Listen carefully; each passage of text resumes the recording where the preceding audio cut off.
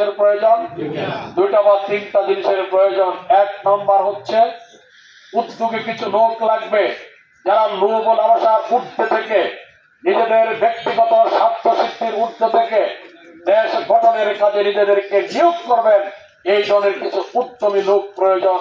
আমরা বিশ্বাস করি জামাত ইসলামী এবং দলীয় জোট এই বাংলাদেশের যে প্রার্থীদেরকে এমপি প্রার্থী হিসেবে ঘোষণা করেছে, আপনারা তাদের মধ্যে এই উদ্যমী এবং যাদের কোনো লোভ লালসা নেই, এই লোভ লালসার ঊর্ধ্বে সেই লোক পাবেন ইনশাআল্লাহ। এখান থেকে যারা এমপি নির্বাচিত হবে, নীতিবান, সততা এবং দক্ষতায় তারা আগামী দিনের বাংলাদেশ গড়ার জন্য উল্লেখযোগ্য কারিগর হবে। দ্বিতীয় হচ্ছে একটা আদর্শ থাকতে হবে, একটা মানদণ্ড থাকতে হবে। আমাদের সেই আদর্শ হবে ইনসাফ এবং ন্যায় বিচার। আর ইনসাফ এবং ন্যায় বিচারের মূল প্রতীক, মূল জায়গা হচ্ছে ইসলাম, আল্লাহর বিধান।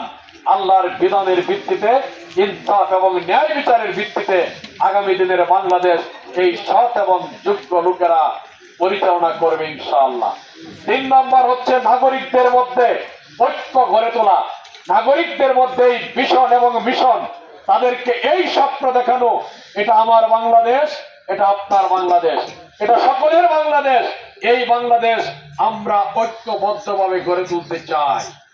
এই বাংলাদেশ আমাদের বাংলাদেশ, এই বাংলাদেশকে আমরা ঐক্যবদ্ধভাবে গড়ে তুলতে চাই।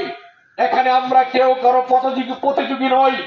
রাজনৈতিক দল একটা দল আরেকটা দলের প্রতিযোগী হতে পারে, কিন্তু একটা রাজনৈতিক দল আরেকটা রাজনৈতিক দলের শত্রু হতে পারে না।